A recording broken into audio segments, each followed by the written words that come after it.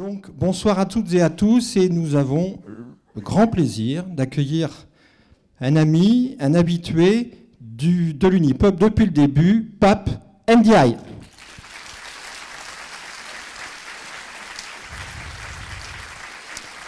C'est vraiment un grand plaisir de t'accueillir, Pape Ndiaye. Donc, Pape Ndiaye, il est avec Nicolas Vert, avec Claude Aziza, quelques autres, il a un abonnement illimité à l'Unipop depuis le début.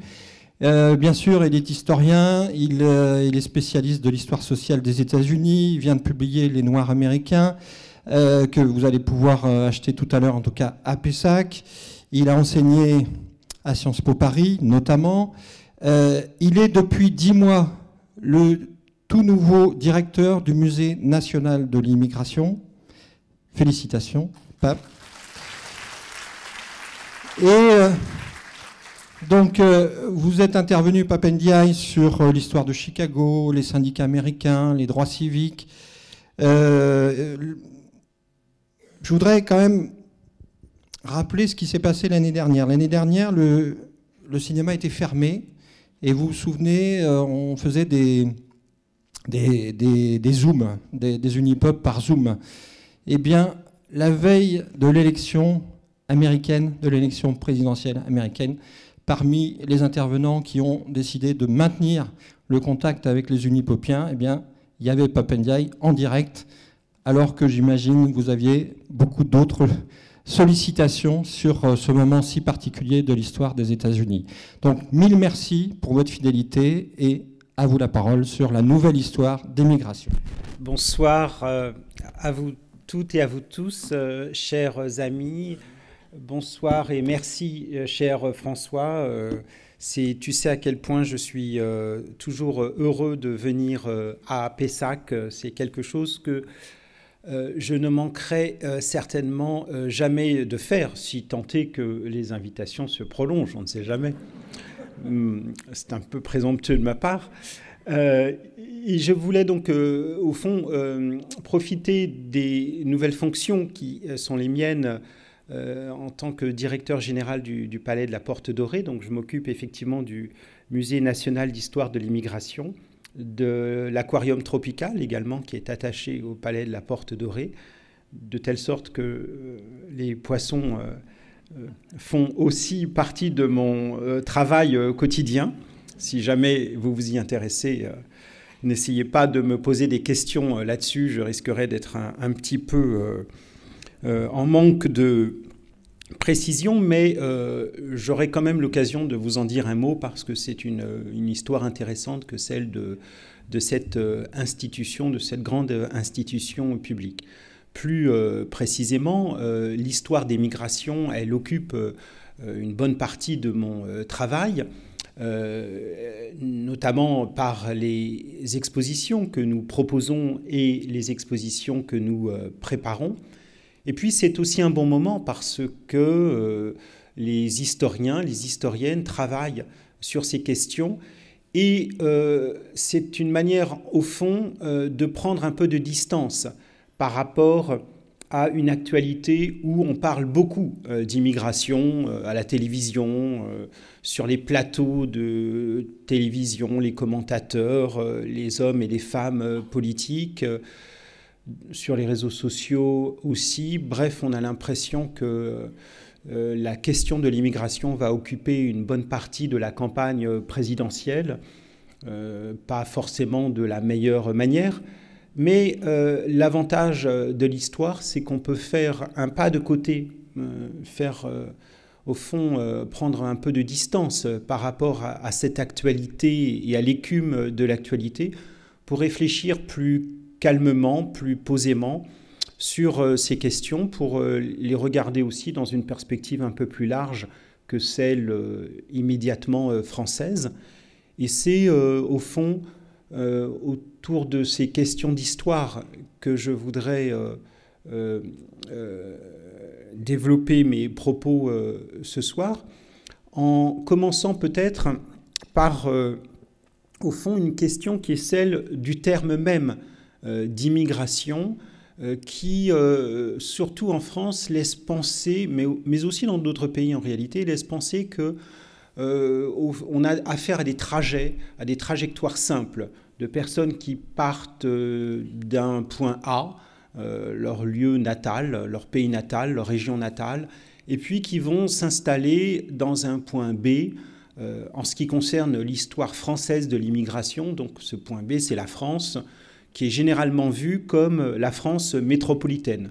Et donc, de manière très très classique, on va regarder, par exemple, on le faisait il y a encore quelques dizaines d'années, on va regarder l'immigration italienne, les Italiens qui sont venus s'installer en France, ou bien les Belges, par exemple, puisque l'immigration belge est souvent sous-estimée, mais à la fin du XIXe siècle, il y avait une population belge importante qui s'installait en France. L'immigration suisse aussi, à la fin du XIXe siècle, qui comptait parmi les migrations les plus importantes vers la France à cette époque.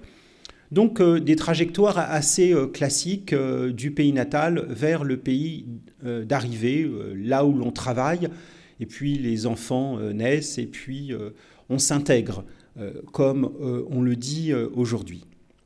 Les historiens, et c'est tout le sens du parcours permanent, de l'exposition permanente que nous sommes en train de refondre au musée de l'immigration, les historiens s'intéressent en réalité aujourd'hui à la multiplicité des trajectoires migratoires qui rendent ce que je vous disais à l'instant, ces trajectoires simples, qui les complexifient et qui en montrent aussi toutes les ambiguïtés et toutes les ramifications. On pourrait parler d'ailleurs de migration plutôt que d'immigration, tant ces trajectoires sont complexes. Prenons quelques exemples. D'abord, en me référant justement au musée de l'immigration, nous allons ouvrir ce parcours permanent, non pas par la fin du XIXe siècle, qui est le moment, disons, avec le capitalisme industriel d'accroissement de façon phénoménale des déplacements à travers le monde. Entre 1850 et la Première Guerre mondiale, plus de 100 millions de personnes quittent leur pays pour s'installer dans un autre pays, c'est tout à fait considérable. Mais on recule donc chronologiquement pour aller jusqu'au XVIIe siècle et pour commencer avec une date qui va peut-être vous sembler familière, mais qui n'est pas immédiatement familière si l'on pense à l'histoire des migrations, qui est la date de 1685. Pourquoi commence-t-on ce parcours permanent en 1685 ? Eh bien parce que cette date-là correspond à deux événements importants qui sont d'une part la publication du Code noir, cet ouvrage juridique qui stabilise l'esclavage du côté français et précise les règles de cette institution qui est en plein essor à ce moment-là. Et puis 1685, c'est aussi la révocation de l'édit de Nantes, l'édit de Fontainebleau, qui va occasionner le départ hors du royaume, de 150 000 à 200 000 personnes qui vont s'établir un peu partout, à commencer par l'Europe du Nord. Donc si je reviens sur le Code noir, quel est le lien avec l'histoire des migrations ? Eh bien, ce lien, bien sûr, c'est celui des traites transatlantiques. C'est une forme de migration que la traite transatlantique, une migration certes particulièrement violente, brutale et forcée, incontestablement, mais c'est bien une migration. Et donc, on s'y intéresse dans la première salle de l'exposition qui est en chantier actuellement. C'est dire si on quitte la perspective que j'indiquais à l'instant, celle de la convergence vers la métropole, pour s'intéresser à autre chose, c'est-à-dire à des trajectoires d'un point à un autre de l'espace français, qui est aussi un espace impérial, bien sûr, à cette époque-là, et ce jusqu'au milieu du XXe siècle. Donc là, on a quelque chose, vous voyez, qui est tout à fait différent de la perspective classique, qui était celle de l'histoire de l'immigration que l'on pouvait encore voir dans le parcours permanent ancien avant qu'il soit démantelé, celui qui a été visible entre 2007 et puis 2018 ou 2019. Du côté de la révocation de l'édit de Nantes, on a là non pas des trajectoires qui convergent vers la France, mais des personnes qui quittent la France pour s'établir, comme je disais, en Allemagne, en Hollande, mais aussi plus loin, en Afrique du Sud, par exemple. Le monde africanaire d'Afrique du Sud a une composante forte d'Europe du Nord, hollandaise, allemande, mais aussi une composante française très importante. Il y a beaucoup de familles africanaires aujourd'hui qui ont encore des noms à consonance française, précisément en raison de l'établissement de ces protestants en Afrique australe. On peut aussi penser à certaines régions d'Amérique du Nord, de l'Amérique coloniale de l'époque, comme la Caroline du Sud, par exemple, où beaucoup de familles protestantes françaises se sont également établies. Et donc, on a bien là une trajectoire qui est une trajectoire qui va, en quelque sorte, éclater la présence française protestante dans le monde entier, et cela relève aussi d'une histoire qui n'est pas celle de l'immigration, mais qui est celle des migrations en règle générale, et c'est pour cela que nous commençons par cette date de 1685, qui se prolonge évidemment par toutes sortes de réflexions, par toutes sortes de propos et d'expositions jusqu'à la période contemporaine à travers des dates importantes qui scandent le parcours des visiteurs. Donc ces migrations, elles sont tout de suite plus complexes qu'on ne peut l'imaginer, ce qui nous invite d'abord à considérer l'histoire de France dans une perspective globale, comme je le laissais entendre à l'instant à propos de la traite transatlantique. Il s'agit de regarder une histoire globale, une histoire mondiale de la France, pour reprendre le titre d'un ouvrage célèbre dirigé par Patrick Boucheron il y a quelques années, qui inclut donc des trajectoires migrantes qui vont bien au-delà de la convergence vers la métropole, d'Afrique vers la Caraïbe, ou même, par exemple, dans le même ordre d'idées, depuis l'Asie jusqu'à la Réunion ou la Caraïbe à la fin du XIXe siècle, avec le cas des migrants chinois et puis indiens qui sont envoyés, qui de manière volontaire, on les recrute pour travailler dans les plantations de l'île de la Réunion ou bien de Martinique et de Guadeloupe. Ce sont les coulis, comme on les appelle, qui quittent l'Asie pour s'établir dans ces vieilles colonies, comme on les appelait à l'époque, et suppléer la main-d'œuvre anciennement esclave dans des régions qui sont très consommatrices de main-d'œuvre. C'est pourquoi d'ailleurs, en Martinique et en Guadeloupe, il y a une partie de la population qui a des origines indiennes et chinoises. Cela se voit d'ailleurs presque, si je puis dire, à l'œil nu. Cela se matérialise aussi par des présences de cultures asiatiques dans ces îles de la Caraïbe qui sont tout à fait importantes. C'est vrai aussi en Jamaïque, c'est vrai dans d'autres îles de la Caraïbe. Je pense à un grand écrivain anglophone, Naipaul, qui a beaucoup parlé de cette migration indienne vers la Caraïbe. Eh bien ça, c'est notre histoire, ça fait aussi partie de l'histoire de France, mais une histoire, vous voyez, beaucoup plus éclatée, beaucoup plus mondiale que ce qu'on pourrait imaginer a priori quand on parle d'immigration. Donc on va aussi parler des coulis qui s'installent dans ces vieilles colonies. C'est encore plus évident du côté de la Réunion, puisque la Réunion est plus proche évidemment de l'Asie.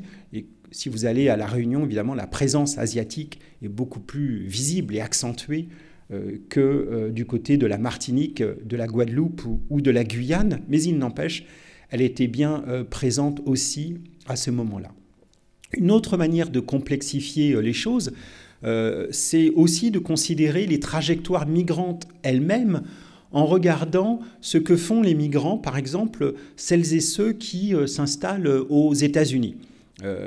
Pays que je connais bien, l'histoire de l'immigration du côté des États-Unis elle a longtemps été décrite comme celle notamment des Européens qui viennent s'installer en Amérique du Nord à partir du milieu du 19e siècle, avec notamment la migration irlandaise, suite à la fameuse famine des pommes de terre dans les années 1848-1852, lorsque 1,5 million et plus d'Irlandais quittent l'île pour s'établir ailleurs, et notamment, pas seulement, aux États-Unis, puis cela se prolonge évidemment avec les Européens du Nord, puis les Européens de l'Est et du Sud à partir des années 1880.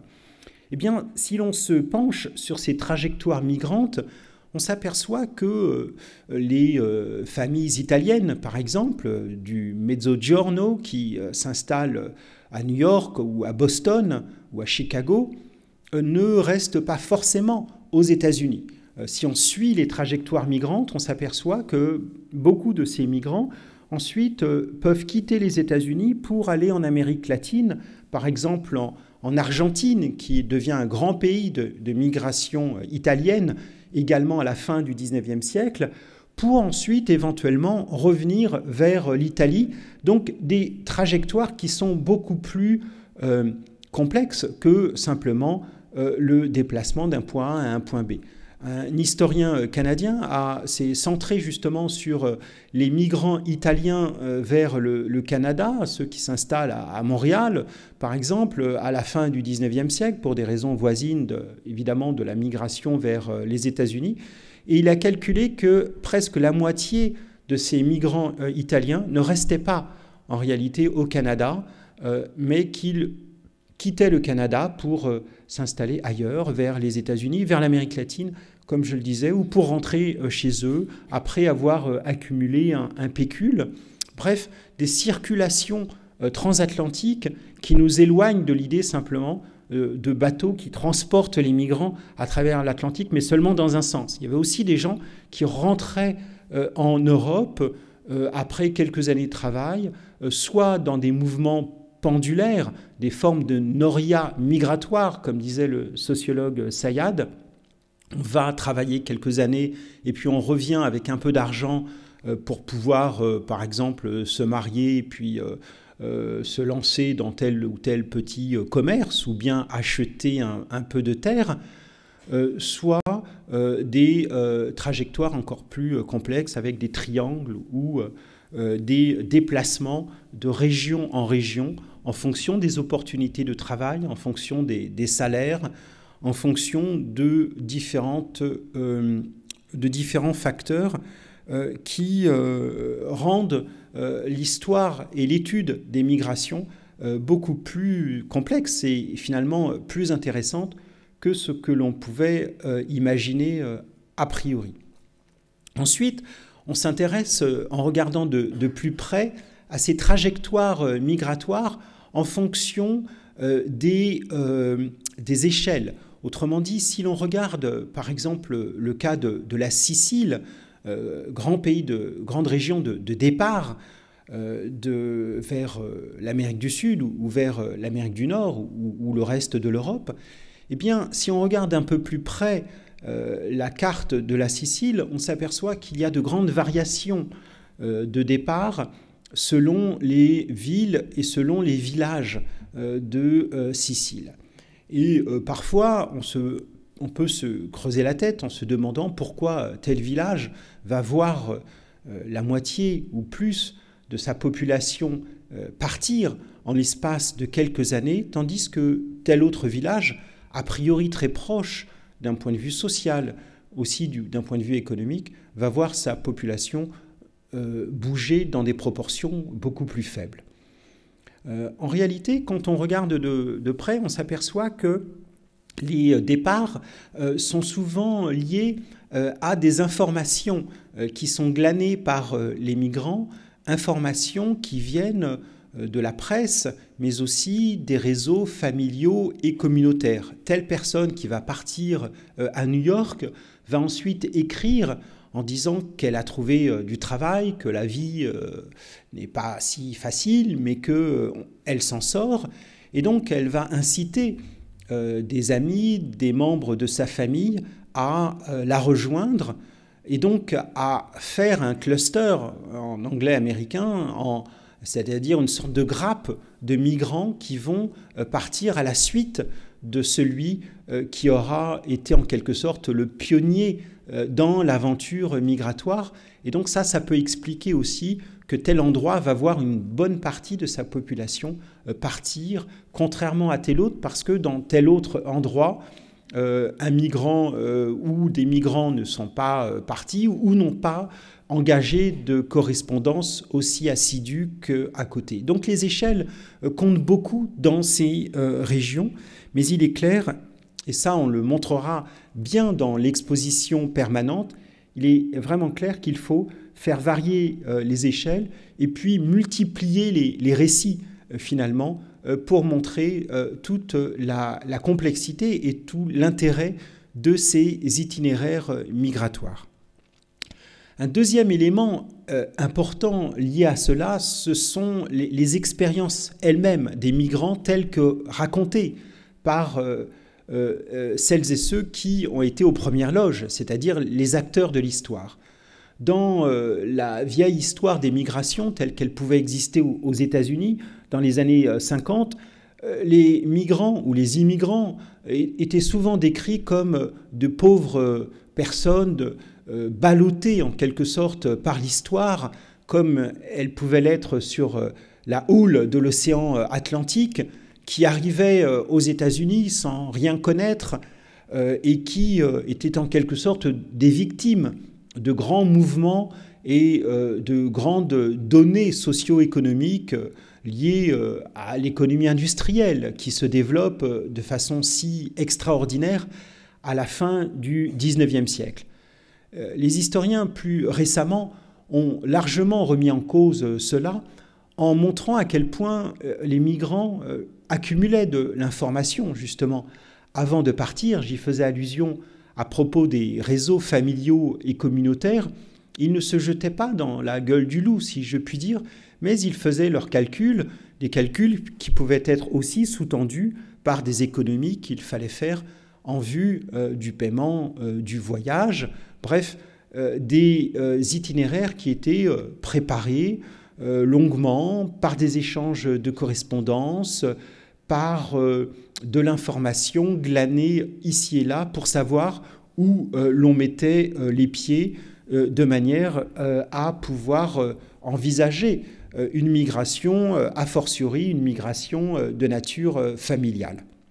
Et donc on s'intéresse beaucoup justement à ces échanges d'informations, à ces flux de correspondance, parce que les histoires migratoires, ce ne sont pas seulement des hommes et des femmes qui voyagent, c'est aussi du savoir, c'est aussi de la presse, des lettres, des quantités innombrables de lettres qui circulent d'une région à l'autre du monde et qui sont évidemment permises par le développement des postes nationales et internationales qui permettent et facilitent les correspondances.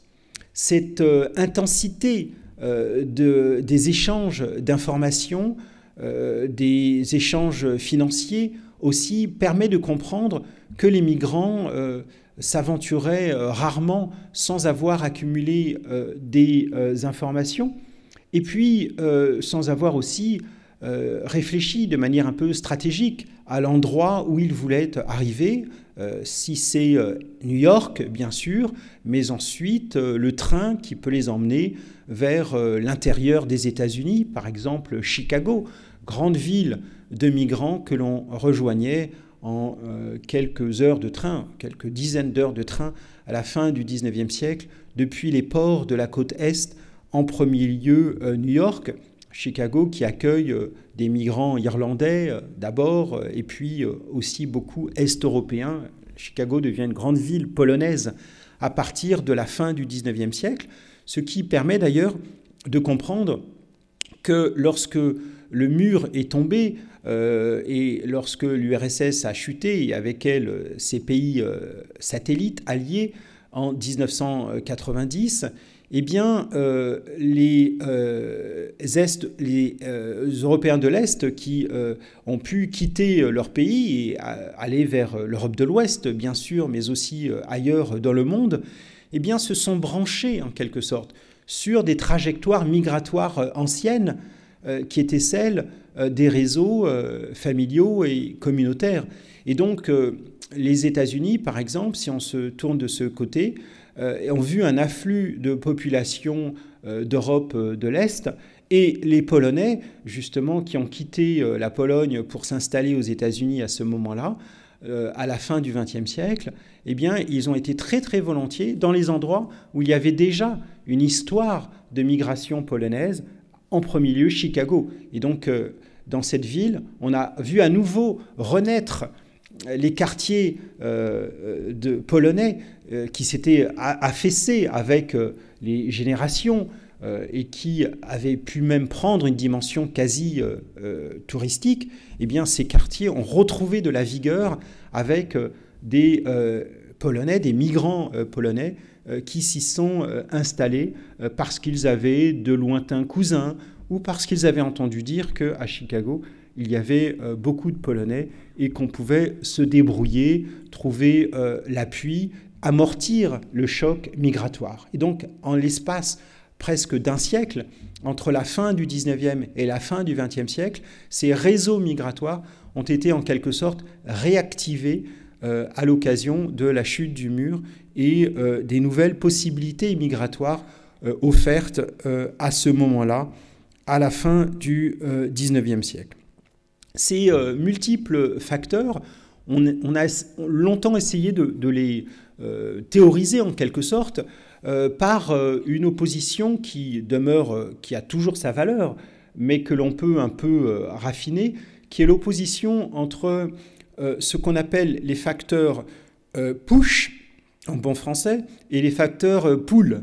Les facteurs push, c'est les facteurs qui vous font quitter votre pays, ce qui fait que vous quittez votre pays pour une raison ou pour une autre, j'y reviendrai, tandis que les facteurs pull, ce sont les facteurs qui vous font, les facteurs littéralement qui tirent, c'est-à-dire les facteurs qui vous font choisir un pays ou une région d'arrivée plutôt qu'une autre. Vous voyez, vous décidez de quitter et puis ensuite, vous, dans le même mouvement, en quelque sorte, vous décidez d'aller plutôt ici que là. Alors ces facteurs push, on peut les énumérer. Ce sont évidemment des facteurs qui sont puissants parce que quitter une région natale, ça ne va jamais de soi.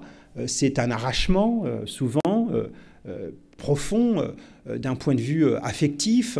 C'est très difficile parce qu'on quitte les siens, on quitte ses amis, on quitte une région qui est malgré tout ce qui peut arriver, est une région aimée, pour se lancer, non pas dans l'inconnu, comme je le disais précédemment, mais enfin dans une vie radicalement nouvelle.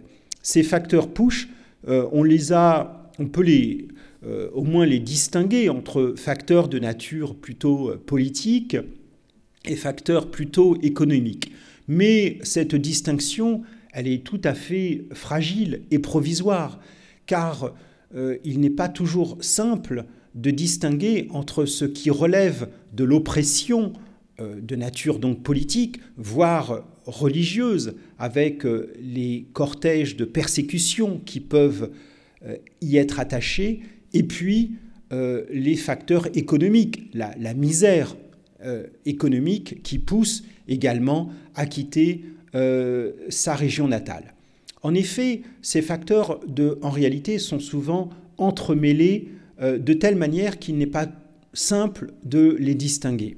Si on prend à la fin du XIXe siècle le cas des grandes régions latifundiaires, c'est-à-dire des régions qui sont d'un point de vue agricole contrôlées par des aristocraties locales contrôlant donc d'immenses surfaces agricoles et ayant à sa main un monde qui est celui d'ouvriers agricoles vivant dans des conditions extrêmement précaires. C'est ce que l'on a dans le sud de l'Italie. Je vous renvoie au Guépard de Visconti, sur ce déclin d'une famille aristocratique de Sicile, ou bien c'est ce que l'on a en Europe orientale, du côté de la Prusse, par exemple, sans compter évidemment l'Empire russe, où le servage a été aboli dans les années 1860, à peu près au même moment d'ailleurs que l'abolition de l'esclavage aux États-Unis,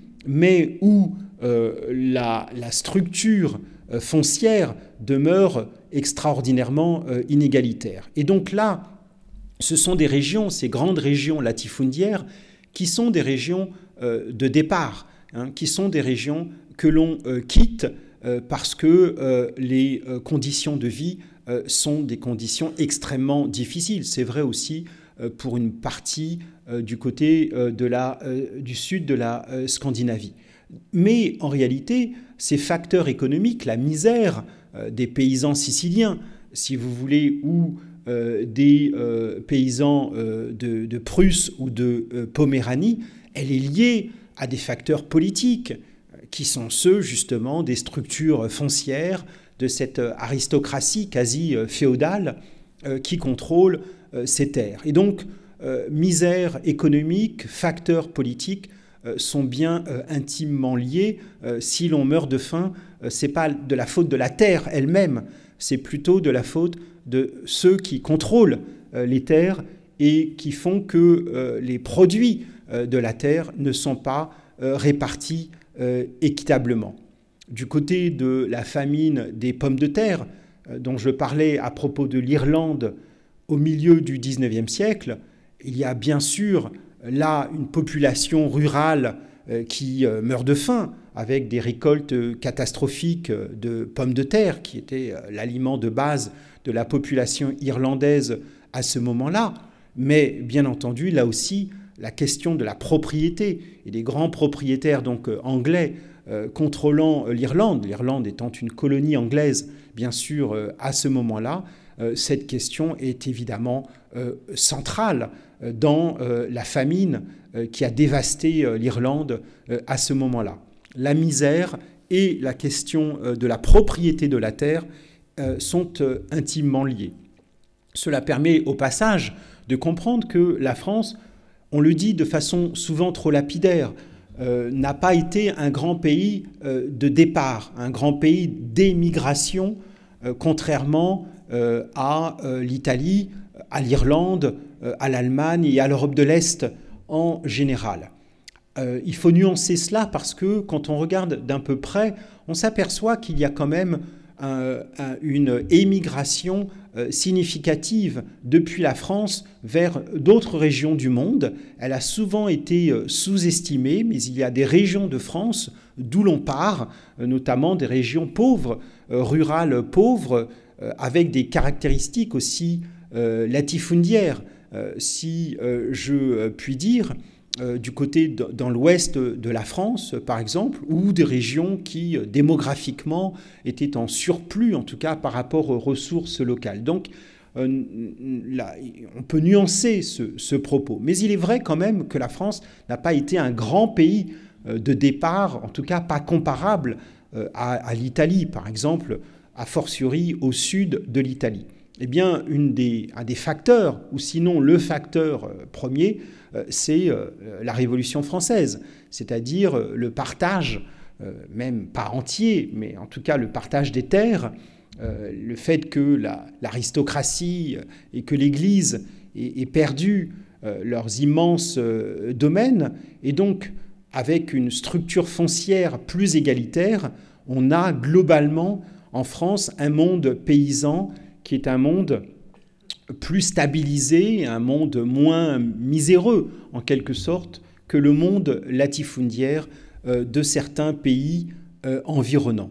À quoi on peut ajouter, évidemment, un autre facteur qui est lié à cela, c'est que la propriété de la terre, la petite propriété de la terre, incite à des stratégies familiales qui sont plutôt celles de la restriction du nombre d'enfants par opposition aux grandes régions latifondières où le nombre d'enfants est élevé parce que le nombre d'enfants ne met pas en péril les économies familiales par l'héritage et le partage des terres. Et donc, cela permet aussi de réfléchir à une grande caractéristique démographique de la France au XIXe siècle, qui est, par contraste avec ses pays voisins, l'effondrement très précoce de la natalité en France, qui fait que ce pays qui était le plus peuplé d'Europe, à l'exception de la Russie,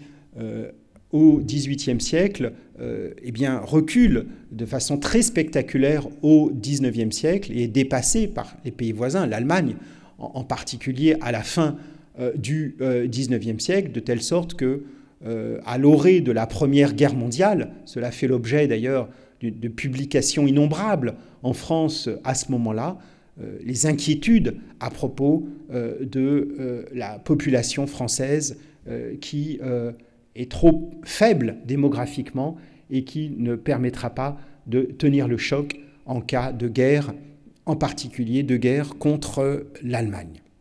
Et donc cette caractéristique de la France, effondrement démographique au XIXe siècle, avec un taux de natalité et un contrôle des naissances très très précoce par rapport aux pays voisins, et puis répartition plus égalitaire de la terre, il y a des variations selon les régions, comme j'ai dit, permet de comprendre que l'émigration française n'a pas été aussi massive que du côté de l'Italie ou de l'Allemagne, sans parler des pays d'Europe orientale et des pays d'Europe centrale. Ces facteurs donc de push, de départ, qui mêlent des questions économiques et politiques font qu'on ne peut pas, aussi simplement qu'on le fait aujourd'hui dans les formulaires administratifs, distinguer entre motivation strictement économique et motivation politique.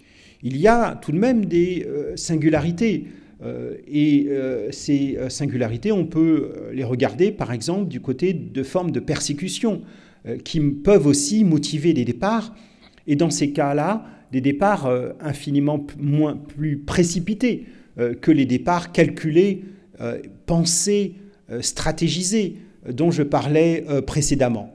Lorsqu'on doit partir en vitesse parce qu'on est menacé de mort, eh bien on part. On ne correspond pas pendant plusieurs mois avec de la famille à l'autre bout du monde. La vie est directement menacée. Et là, on peut penser au pogrom visant la population juive de Russie à partir de 1880-82, du pogrom de Kishinev, qui montre et signale une politique très agressive du tsar, des Cosaques du tsar à l'égard de la population juive de l'Empire de Russie, et qui voit alors cette population partir de façon massive, quitter la Russie pour se diriger vers l'Europe occidentale ou vers l'Amérique du Nord ou même l'Amérique du Sud.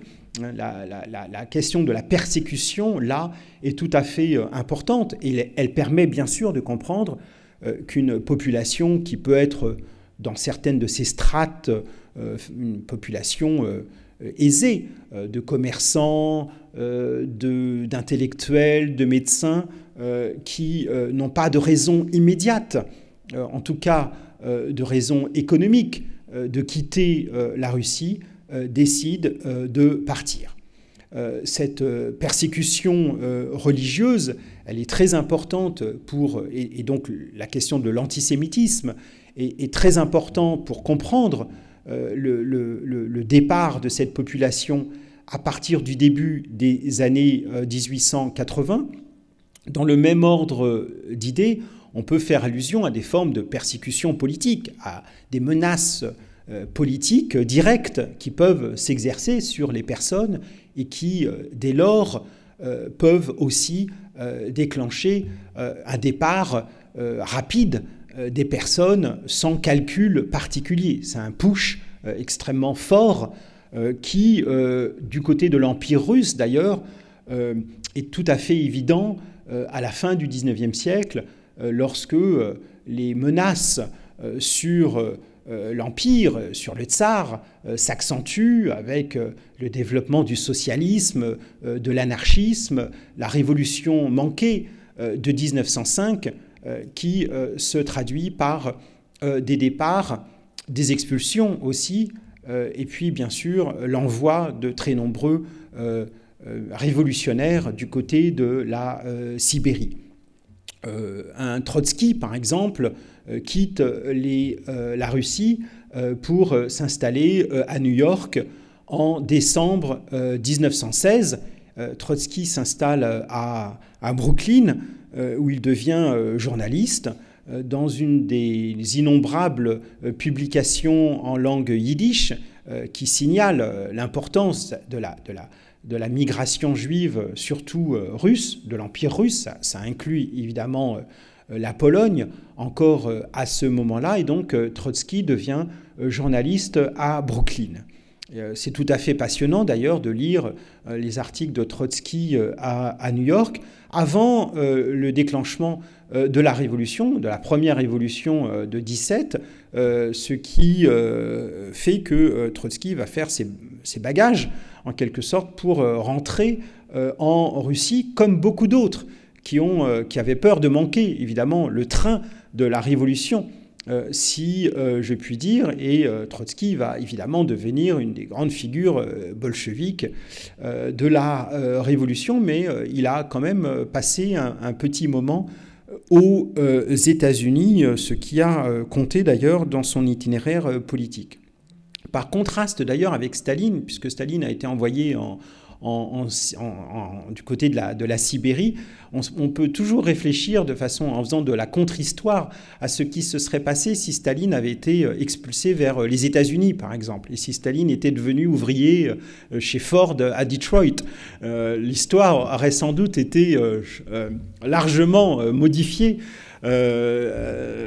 par cela, mais malheureusement, si je puis dire, en tout cas pour les Russes, Staline est resté en Russie, contrairement à ses camarades qui avaient tous une expérience étrangère très forte. Lénine, bien sûr, en Suisse, Trotsky aux États-Unis en particulier, avant évidemment de reprendre le chemin de l'exil pour ce qui concerne Trotsky.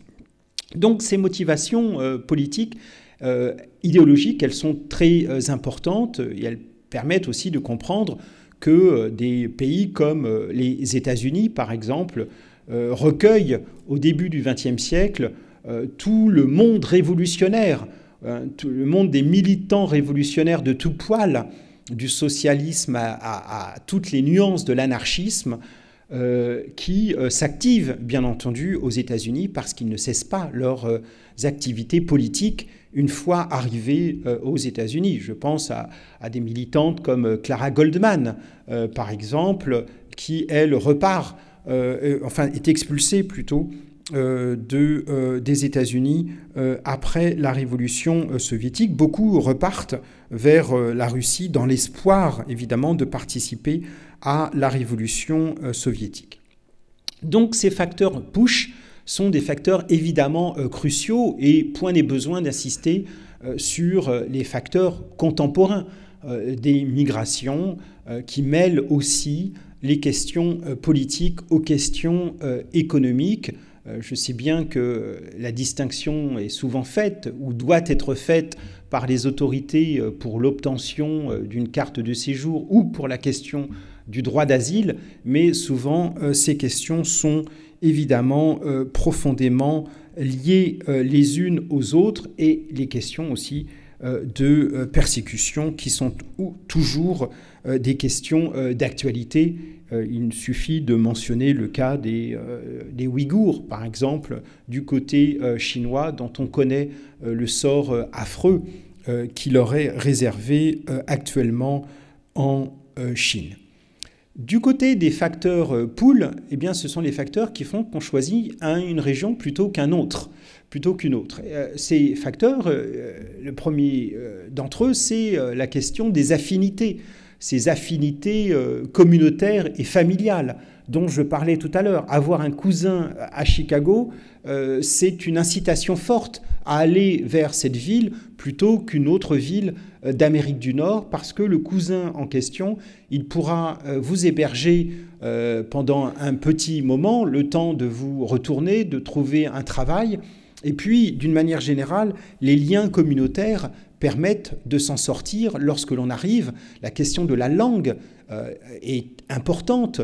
Est-ce qu'on va pouvoir se débrouiller avec sa langue natale, trouver des gens qui parlent la même langue que vous, trouver des commerces également où l'on parlera la langue.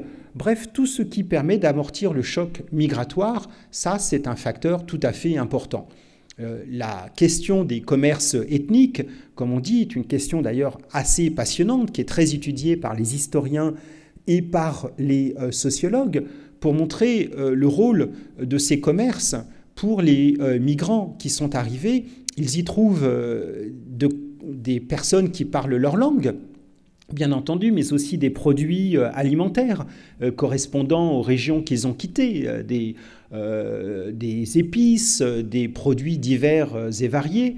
Ils y trouvent aussi des personnes avec qui ils vont pouvoir échanger, parler, avoir des nouvelles de leur région, de leur ville natale. Ces commerces ethniques sont tout à fait essentiels et leur existence, leur cartographie est évidemment très liée aux vagues migratoires qui se succèdent. Les commerces ethniques américains des années 20, ce sont des commerces italiens, des commerces polonais et autres, tandis qu'aujourd'hui, dans les villes américaines, ces commerces seront plus volontiers des commerces asiatiques, sud-asiatiques, indiens, chinois, philippins, des commerces évidemment aussi hispaniques, mexicains, des commerces caribéens. Bref, une carte de ces commerces est tout à fait importante à faire et les spécialistes de ces questions insistent sur le rôle très très important de ces commerces pour faciliter l'installation, pour amortir le choc migratoire. On peut encore raffiner les choses du côté du commerce en remarquant que du côté des grandes surfaces, du côté des supermarchés, eh bien, les migrants peuvent aussi avoir des stratégies qui sont des stratégies affinées.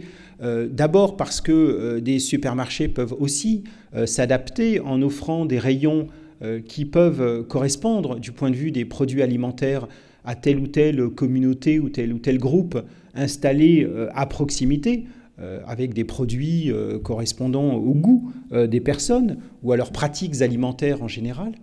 Et puis, les personnes peuvent aussi, comme l'a montré dans une thèse à laquelle j'ai participé il y a quelques années, choisir parmi les caissiers et les caissières la personne avec laquelle ils pourront échanger dans la langue qui est la leur, si la caissière ou le caissier est de la même région, du même pays qu'elle. Et puis, pour avoir des renseignements, pour pouvoir échanger un peu sur le prix, pour ne pas se faire houspiller ou tarabuster si on hésite sur le prix ou si on a trop pris de marchandises et qu'il faut les rendre et donc faire une manœuvre avec la caisse enregistreuse. Donc les personnes vont viser la caissière et demander même à la caissière les horaires de travail pour pouvoir ensuite s'adapter lorsque les personnes vont faire les courses et venir exactement au même moment de manière à choisir la caisse en question pour être assuré d'un passage en caisse qui soit convenable et qui ne soit pas trop stressant, si je puis dire. Donc ces facteurs-là, les facteurs push, ce sont des facteurs qui sont intimement liés à l'existence de ces communautés, de ces relais familiaux dans les régions concernées. Il y a d'autres facteurs pull, bien entendu, ce sont les facteurs qui sont proprement économiques, la perspective de trouver du travail. la perspective de pouvoir s'installer, la question des salaires, par exemple. Les historiens ont montré que si l'on fait une carte des salaires, du niveau de salaire au début du XXe siècle à travers le monde, eh bien, on a à peu près une carte de l'immigration, puisque les gens se renseignent sur le niveau des salaires et vont là où les salaires sont relativement plus élevés qu'ailleurs.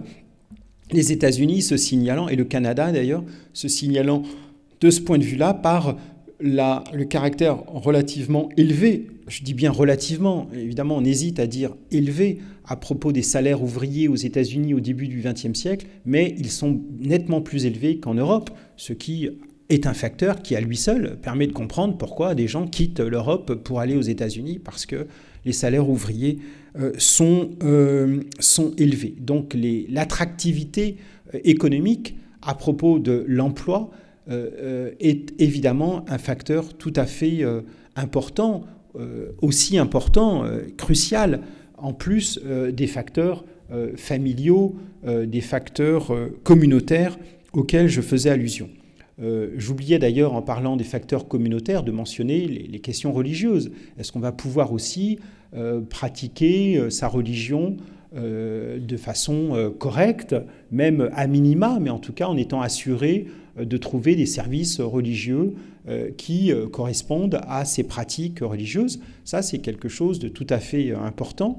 Et l'on voit apparaître d'ailleurs ce qu'on appelle aux États-Unis les storefront churches, des églises qui sont les églises de migrants, enfin les églises, plutôt les établissements religieux de migrants qui n'ont pas l'élévation et la taille des grands établissements, enfin de ce qu'on se représente comme étant une église ou un temple ou une synagogue, un établissement d'assez grande ampleur, mais plutôt des commerces loués, par exemple, des petites pièces où on va installer de quoi faire un office, de quoi avoir un service religieux.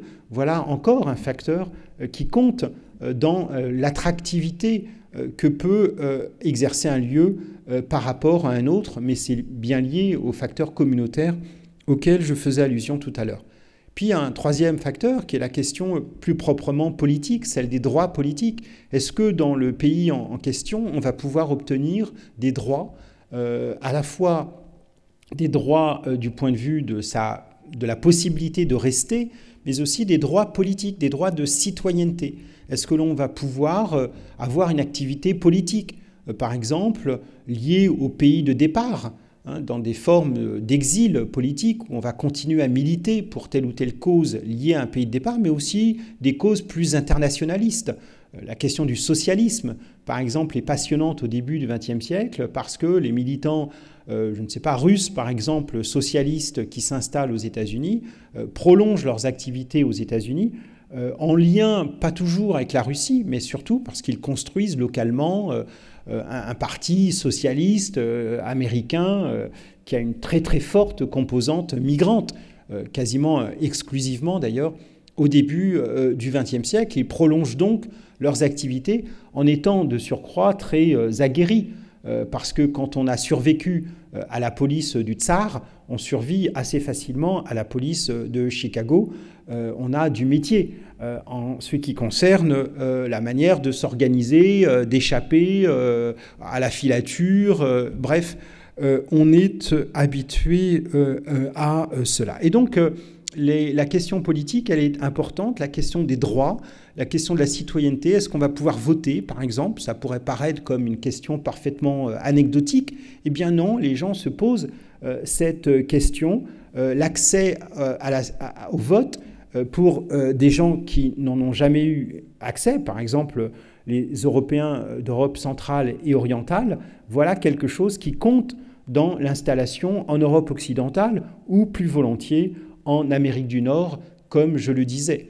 C'est vrai aussi d'ailleurs des Noirs américains qui quittent en masse le sud des États-Unis à partir de la Première Guerre mondiale pour s'installer dans les grandes villes du Nord. À New York, par exemple, c'est la naissance du Harlem qu'on connaît encore aujourd'hui, ou le South Side de Chicago. Ces migrants noirs américains quittent la misère du sud profond, les grandes propriétés où ils triment de façon très très dure et où ils ne s'en sortent pas. Donc là, on rejoint les systèmes latifundiaires d'Europe orientale, mais aussi ils quittent les persécutions et ils vont s'installer à New York et à Chicago avec la possibilité d'échapper aux persécutions les plus violentes, d'échapper au lynchage, par exemple, qui se multiplient à partir de la fin du XIXe siècle, mais aussi la possibilité de voter, en tout cas pour les hommes. Les femmes obtiennent le droit de vote à partir de 1920 aux États-Unis, la possibilité de voter, et cela compte parce que la possibilité de voter, c'est la possibilité évidemment d'influer sur les politiques locales, sur les municipalités, et pourquoi pas aussi à l'échelle nationale, même si pour les Noirs américains, ça demeure encore une gageure, en tout cas au milieu des années 20 et dans les années 1930. Donc la question des droits politiques est aussi un facteur pull, si je puis dire, en tout cas un facteur d'attraction pour les migrants. Le push et le pull, voilà deux manières simples, mais parlantes et justes de distinguer dans les stratégies migrantes, mais j'insiste encore une fois sur l'importance de ne pas trop séparer les motivations, tant celles-ci sont souvent interpénétrées. Je voudrais terminer par un dernier point, au-delà des expériences migrantes, que l'on va d'ailleurs montrer de façon très très vivace dans le parcours permanent, par notamment, on montre des lettres, on montre toute la correspondance privée, la vivacité aussi, et puis l'intérêt de la presse en langue étrangère en France. Il y avait de très nombreuses publications en langue étrangère, dans toutes les langues qui pouvaient être parlées par les migrants installés en France.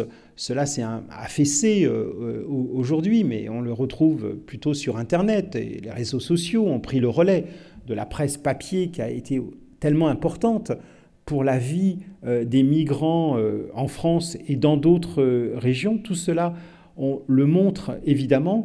On le montre aussi par ces cultures, les cultures musicales, les cultures littéraires, qui se greffent aussi sur les expériences migrantes. La musique, en particulier, a joué un très grand rôle dans les expressions des voix et des expériences de la migration. On a fait récemment une première liste, puisqu'on installe un petit salon de musique au musée de l'immigration pour le parcours permanent, une première liste de chanteurs français qui sont nés parfois loin d'ici, et la liste est tout à fait colossale. C'est vraiment une partie de la chanson française qui puise et qui s'enracine dans des régions du monde parfois inattendues, et qui font que la chanson française, avec sa magnifique diversité, avec sa force extraordinaire, elle est en même temps aussi une chanson poreuse au reste du monde, une chanson très très branchée sur beaucoup de choses de régions proches de la France et parfois beaucoup plus lointaines. C'est une musique qui est beaucoup plus métissée que ce que certains tribuns voudraient nous faire croire, me semble-t-il. Donc ces cultures-là, elles sont importantes, on peut les valoriser, on peut les montrer, et cela surprend parfois les visiteurs de découvrir que telle musique, que tel dessinateur aussi. Je pensais récemment à cette magnifique exposition au musée d'art et d'histoire du judaïsme consacrée à René Goscinny, le dessinateur, plutôt scénariste, comme vous le savez, d'Astérix, entre autres bandes dessinées tellement françaises. Eh bien, cette exposition magnifique sur René Goscinny montrait à quel point, si on voulait comprendre l'art de Goscinny, eh bien, il fallait se tourner vers ses origines familiales, qui sont celles de la Pologne. Il était d'origine juive polonaise. Goscinny, il a passé aussi beaucoup de temps aux États-Unis. Et on ne peut pas comprendre Astérix, tellement français, par certains côtés, bien sûr, le petit village, etc. si on ne comprend pas tous les clins d'œil, toutes les références qui sont des références beaucoup plus métissées, beaucoup plus ouvertes, beaucoup plus internationales que ce qu'on pourrait imaginer en feuilletant les albums d'Astérix, le Gaulois. Tout cela, on peut le montrer justement par la culture. On peut montrer que bien ce qu'on appelle parfois de façon un peu trop rapide une culture française, avec des caractéristiques qui seraient des caractéristiques un peu immuables, en réalité est beaucoup plus métissé, beaucoup plus ouvert, beaucoup plus poreux sur le reste du monde, et ce depuis très longtemps. Le dernier point que je voulais aborder, disais-je, c'était celui du poids très variable de nos représentations de l'immigration dans l'histoire. Dans notre histoire nationale, côté français, l'histoire de l'immigration, elle a souvent été mise un peu de côté. C'est quelque chose qui pouvait faire l'objet de quelques développements dans les cours d'histoire, mais enfin, ce n'était pas central. C'est un peu une note de bas de page. Il y a un grand récit national qui est très centré sur la France, qui admet qu'il y a des gens d'ailleurs qui viennent s'installer en France, qui deviennent français, certes, mais sans explorer de façon conséquente ces interactions dont j'ai parlé et ces porosités qui font que ce qu'on considère comme bien français est souvent beaucoup plus complexe du point de vue non seulement des origines, mais aussi des dynamiques culturelles, par exemple. Eh bien, là, le contraste est frappant avec un pays comme les États-Unis, justement, où l'histoire des migrants est une histoire qui a une place énorme dans les cursus scolaires. C'est une histoire qui a une place énorme aussi dans la représentation que les Américains se font d'eux-mêmes. Ils pensent leur pays comme un pays de migrants. Le musée d'Ellis Island à New York, un musée national, est un musée très important, un des musées les plus importants des États-Unis. La Statue de la Liberté, cadeau de la France aux États-Unis, inaugurée en 1886, elle a été sculptée par Bartholdi, bien sûr, le sculpteur d'origine alsacienne. Elle a été construite à Paris avant d'être acheminée en morceaux vers New York en 1885. Eh bien, la Statue de la Liberté, elle en est venue, à partir du début du XXe siècle, à symboliser l'accueil des immigrants, ces pauvres, ces masses venues des continents les plus lointains et attirées par la porte d'or des États-Unis, pour reprendre le fameux poème d'Emma Lazarus qui est gravé sur le piédestal de la Statue de la Liberté. Eh bien justement, la Statue de la Liberté, je la mentionnais parce que, d'une part, c'est un cadeau de la France, c'est peu connu, les Américains eux-mêmes le savent peu. D'autre part, parce que quand elle est imaginée par ce groupe de Français dans les années 1860, c'est plutôt pour symboliser l'abolition de l'esclavage, c'est plutôt pour symboliser la liberté au sens le plus général du terme. Un siècle où à peu près, on s'approche de la date à ce moment-là de 1876, un siècle après la déclaration d'indépendance des États-Unis. Et donc du côté français, on ne pense pas du tout à la question de l'immigration quand on offre la Statue de la Liberté.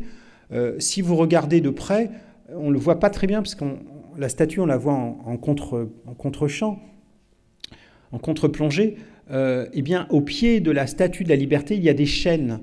Initialement, le sculpteur avait envisagé que des chaînes pendent des bras de la statue, et puis ça a été abandonné pour plein de raisons, y compris des raisons techniques.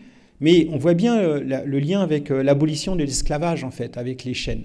Et puis, cette statue, elle en vient à symboliser plutôt l'accueil des migrants, surtout à partir du moment où Emma Lazarus écrit ce poème sublime qui va associer profondément la Statue de la Liberté à l'accueil des masses qui viennent d'Europe en particulier, qui traversent l'Atlantique, mais pas seulement d'Europe, et qui viennent s'installer aux États-Unis. C'est dire si l'histoire de l'immigration aux États-Unis, en dépit de hauts et de bas. Il ne s'agit pas de dire que les États-Unis ont toujours été un pays d'accueil des migrants. Ils se ferment aux migrants à partir de 1921-1924 pour ne rouvrir leurs portes qu'en 1964, au grand malheur de ceux qui auraient eu entre-temps bien besoin de s'établir aux États-Unis. Les États-Unis n'ont pas toujours été accueillants aux migrants, c'est le moins qu'on puisse dire. Mais enfin, leur récit national incorpore une grande part, une grande place aux migrants. Tandis qu'en France, par contraste, eh bien, notre récit national à nous, on ne peut pas dire que les migrants aient une place très importante. D'ailleurs, on peut observer que si la France a fait cadeau de la Statue de la Liberté aux États-Unis, nous n'avons pas de notre côté l'équivalent d'une Statue de la Liberté, l'équivalent d'un monument qui symboliserait l'accueil des migrants. Si vous allez à Marseille, vous aurez beau chercher, en arrivant dans le Vieux-Port, vous verrez la Bonne Mère, mais la Bonne Mère, elle est là plutôt pour veiller sur les marins. Elle n'est pas là en signe d'accueil des migrants. Vous pourrez aller dans d'autres ports ou d'autres villes. Je ne crois pas que vous trouverez de puissants symboles comparables, en aucune manière en tout cas, à la Statue de la Liberté. Et donc là, il y a quelque chose au-delà de cette anecdote qui me semble intéressant. C'est la manière dont nous avons beaucoup de mal, finalement, à incorporer cette question de l'immigration, à la penser comme partie prenante de notre histoire et pas quelque chose qui serait un peu en marge et qui serait finalement un peu anecdotique. Il est très important de penser que notre société, elle est faite de personnes qui ont des origines migrantes. Un Français sur 4 a un grand-parent, au moins un grand-parent né à l'étranger. On ne parle pas de tout petits groupes marginaux, on parle de segments énormes de notre population, des trajectoires migratoires plus ou moins récentes, bien entendu, mais qui sont absolument indispensables si on veut comprendre la vie politique, la vie économique, la vie culturelle. Je parlais de la chanson précédemment, de notre pays. Et donc, une des missions justement du musée d'histoire de l'immigration, c'est de valoriser cette histoire, de montrer, avec le travail des historiens, de montrer à quel point elle est importante si on veut comprendre, simplement comprendre ce qui se passe dans notre pays, au moins depuis la fin du XIXe siècle. Et puis je vous ai dit à quel point on pouvait reculer encore plus avant. Justement, on propose, si vos pas vous amènent du côté de Paris dans les semaines et les mois à venir, on propose actuellement une exposition très importante et très parlante, c'est ma petite minute de publicité, sur Picasso. Picasso l'étranger, c'est le titre de cette exposition qui montre que Picasso, quand il arrive à Paris en 1901, qui s'établit définitivement en France, en tout cas, il déménage beaucoup, eh bien, il s'établit et puis très rapidement, la police ouvre à son sujet un dossier qui va le suivre jusqu'en 1940, date à laquelle il va demander au printemps. La situation devient difficile pour lui. Franco a définitivement gagné la guerre d'Espagne. Les bruits de bottes se font de plus en plus insistants. Il a besoin de devenir français. Et il demande donc la naturalisation et on la lui refuse. On la lui refuse parce qu'un fonctionnaire écrit que c'est un personnage suspect. On ressort ce fameux dossier de police que l'on montre dans l'exposition d'ailleurs, qui est un assemblage de ragots en réalité, des propos de concierges, si je puis dire, accumulés depuis 40 ans, des amis anarchistes, vous voyez, ce genre de choses. C'est un peintre célèbre, Picasso, en 1940, il est riche, il est reconnu, mais on lui refuse la naturalisation parce que c'est un homme suspect, dit le papier officiel, et donc Picasso ne sera jamais français. Lorsqu'on le lui proposera des années plus tard, lorsqu'il sera encore plus célèbre, encore plus adulé, eh bien, lorsque les plus hautes autorités le feront, il refusera parce qu'il dira que quand il en a eu besoin, vraiment, en 1940, au printemps 40, eh bien, on le lui a refusé et que cela aurait pu avoir des conséquences tragiques pour lui.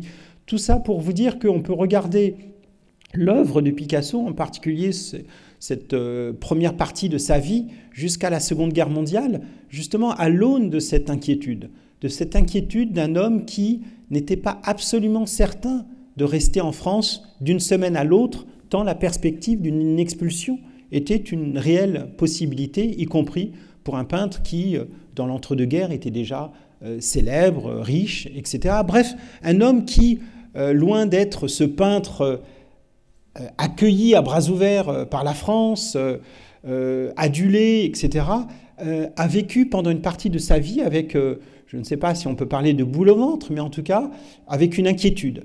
Et cette inquiétude, elle se traduit par son œuvre, mais elle se traduit aussi par ce réseau d'amis, ce réseau de marchands d'art qu'il s'est patiemment constitué pour, en quelque sorte, se prémunir d'une expulsion, ou en tout cas d'ennuis possibles avec la police, mais cela ne lui permet pas d'obtenir la naturalisation en 1940, et il rejoint le Parti communiste officiellement en 1944.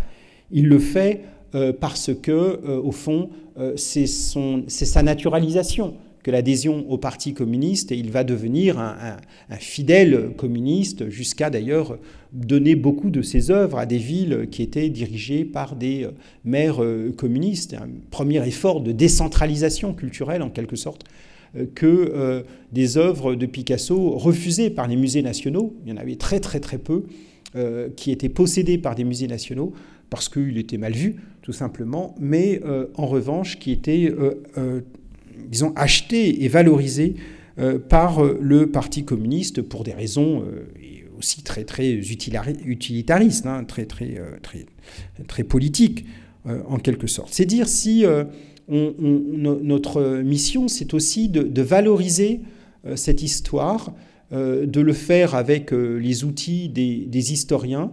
En tout cas, nous estimons que l'histoire de l'immigration doit être mieux connue, mieux valorisée, que les origines migrantes d'une partie de la population peuvent être aussi mieux valorisées, que ce n'est pas du tout remettre en cause l'unité du pays, que ce n'est pas du tout affaiblir le sens national, si je puis dire, c'est au contraire peut-être le valoriser, montrer à quel point être français, c'est tisser de mille et un récits, de ces mille et un récits familiaux qui font qu'on habite Bordeaux aujourd'hui et pas une autre région du monde, si on a des parents, des grands-parents ou des arrière-grands-parents venus de très loin, et que cela est bénéfique, que la connaissance de cela est bénéfique non seulement pour sa famille, parce qu'il faut pouvoir dire des choses à ses enfants et à ses petits-enfants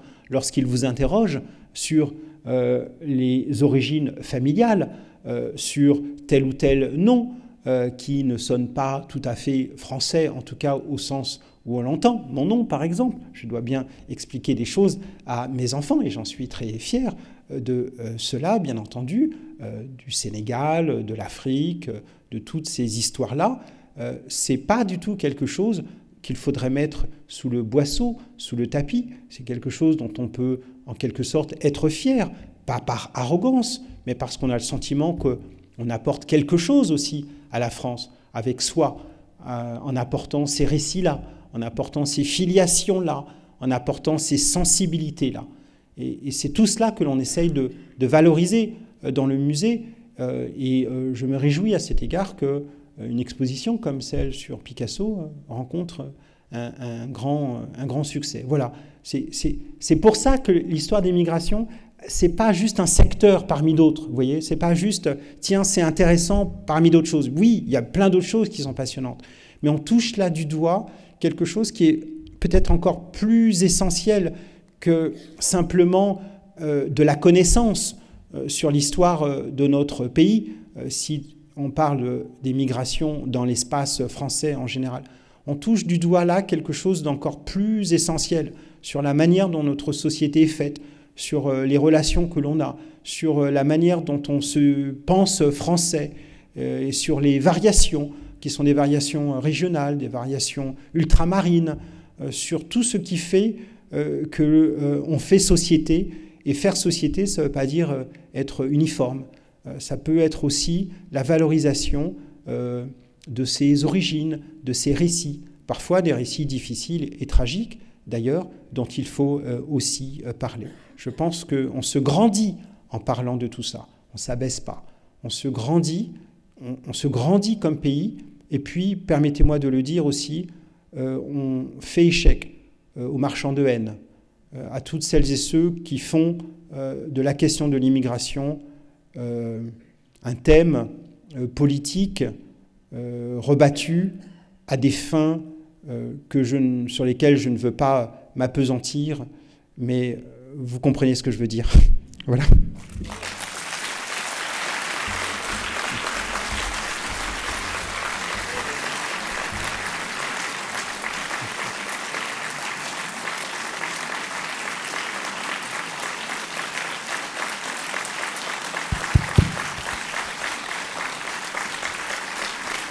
Merci beaucoup.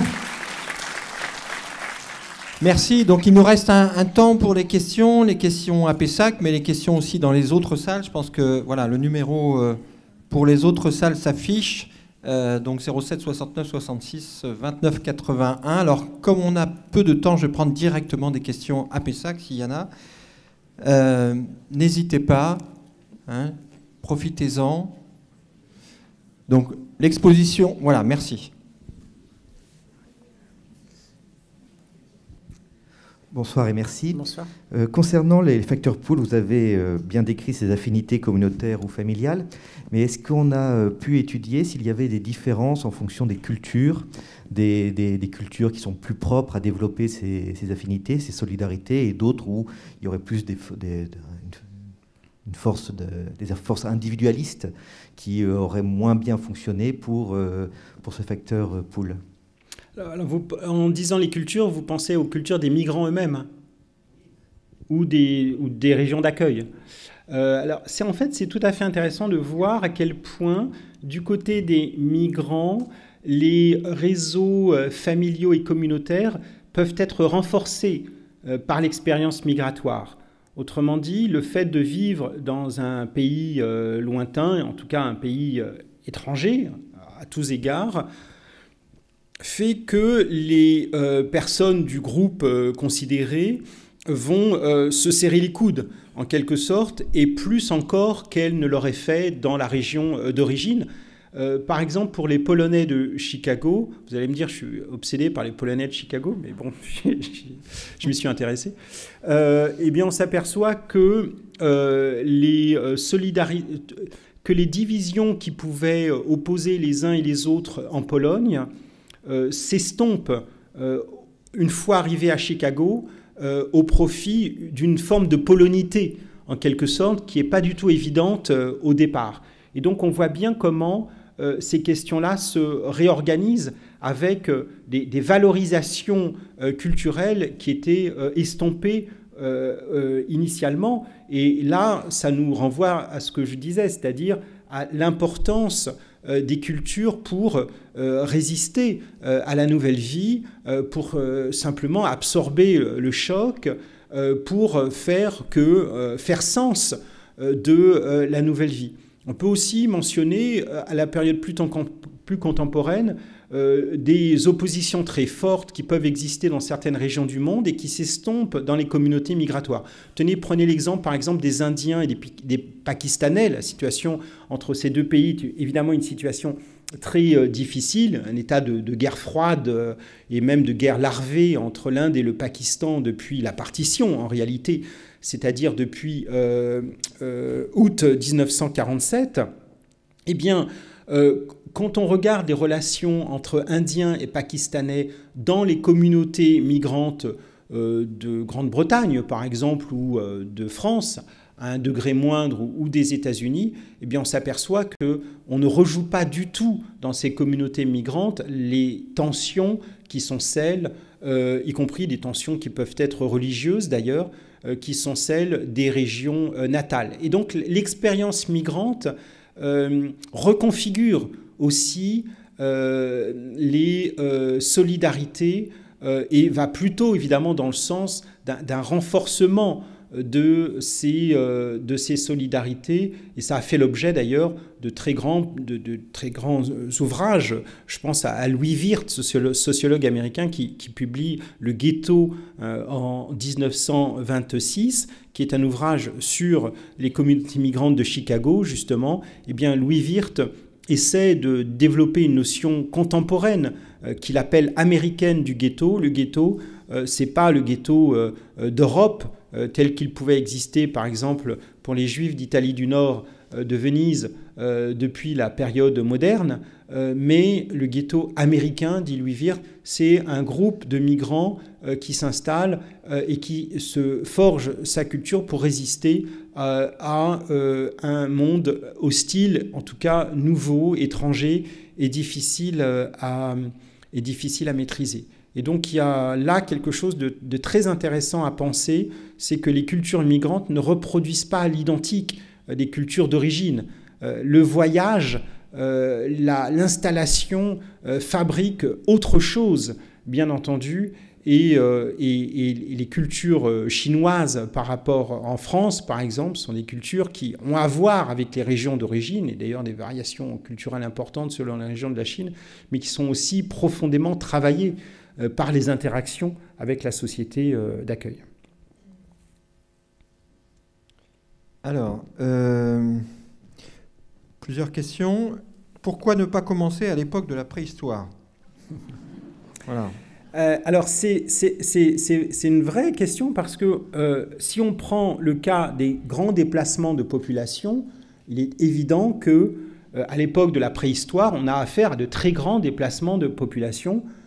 Par exemple, les grands déplacements d'Asie vers l'Amérique du Nord, en passant par le détroit de Bering, des populations qui s'installent sur plusieurs siècles jusqu'à la Terre de Feu, des grands déplacements de population en Asie. Il y a des grands spécialistes du Muséum d'histoire naturelle qui travaillent d'ailleurs sur ces questions avec les questions archéologiques qui sont liées à cela, les questions linguistiques aussi, les ADN, on travaille beaucoup sur les ADN. Pourquoi on ne commence pas par la préhistoire? Parce que lorsqu'on parle de cette histoire-là, on ne parle pas simplement de groupes qui se déplacent, parce qu'il y en a depuis, effectivement, depuis toujours. Au fond, les humains se déplacent depuis toujours, mais on essaie de penser la question de manière plus politique, c'est-à-dire à partir de quand la question devient un sujet politique. C'est-à-dire à partir de quand... non pas on se déplace dans le monde, ça c'est depuis toujours, mais à partir de quand les États se saisissent de ces questions, à partir de quand ça devient une affaire politique. Et là, effectivement, la chronologie se réduit, et pour notre part, on a choisi, comme je vous le disais, de commencer à la fin du XVIIe siècle. On aurait pu reculer un peu, puisqu'il y a au Moyen-Âge, évidemment, des pouvoirs seigneuriaux et royaux qui décident d'expulsion, qui décident, etc. Mais enfin, il y a quelque chose qui se passe à l'époque moderne, avec le renforcement des pouvoirs d'État qui se structure à la fin du XIXe siècle, lorsqu'on fabrique des papiers, la loi sur les étrangers, par exemple, de 1889, avec l'invention de l'administration des étrangers. J'en parlais à propos de Picasso. Donc on voit bien comment les choses se structurent à l'époque moderne et contemporaine et échappent simplement à la logique du déplacement de population qui, effectivement, peut nous faire remonter à l'époque préhistorique. Alors, une autre question. Même si la connaissance de nos origines est primordiale, notre manque de célébration de l'immigration n'est-il pas lié à notre vision de l'intégration et de l'universalité de notre culture liée à la Révolution et les Lumières? Oui, il y a une forme de centralité. Les Français aiment quand même à penser l'importance de leur pays, de leur culture. Et il y a des raisons pour cela, je ne dis pas le contraire.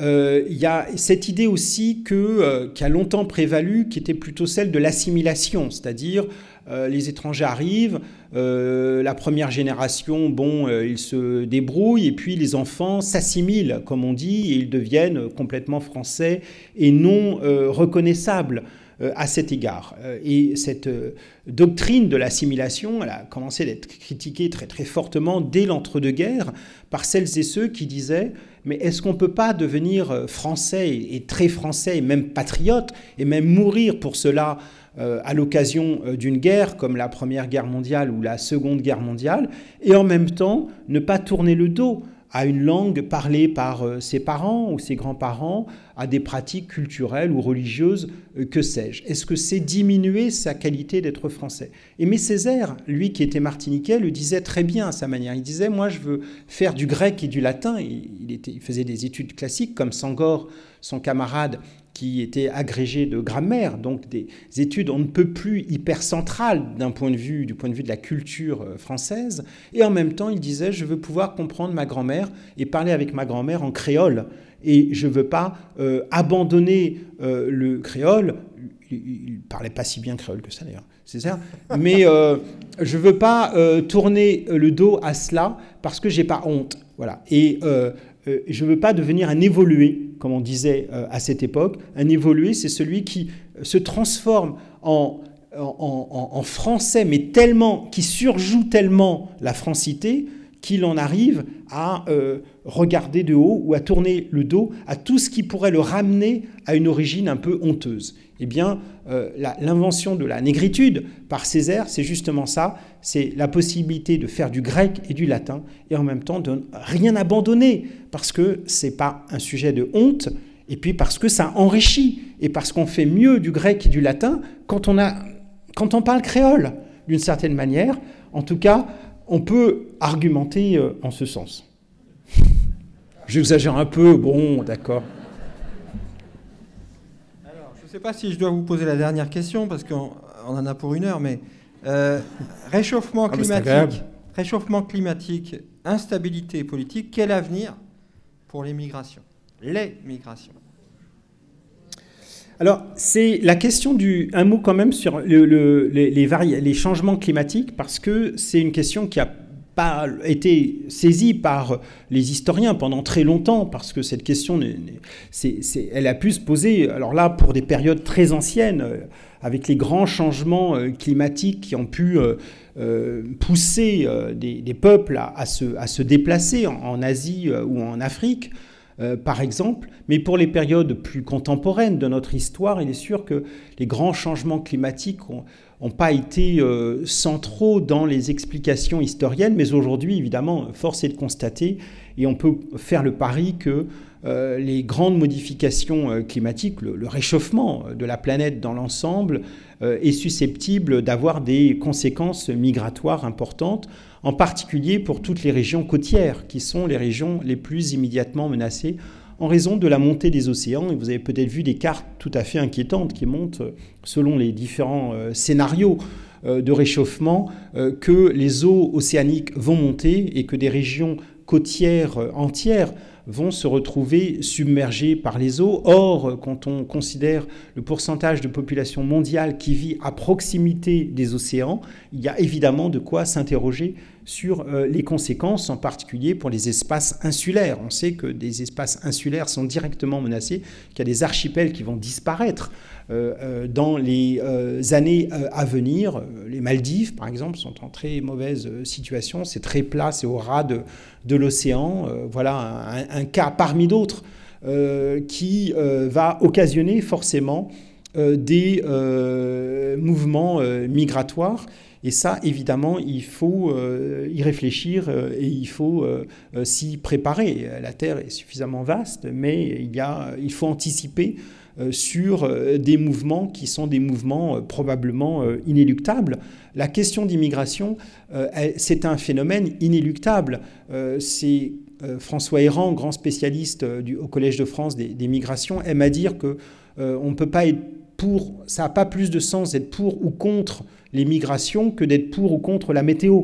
C'est un phénomène évident, global, sur lequel il faut réfléchir, et quand on est responsable politique, qu'il faut également anticiper, et certainement pas en construisant des lignes Maginot, par exemple. Merci beaucoup, Pape Ndiaye. Merci beaucoup.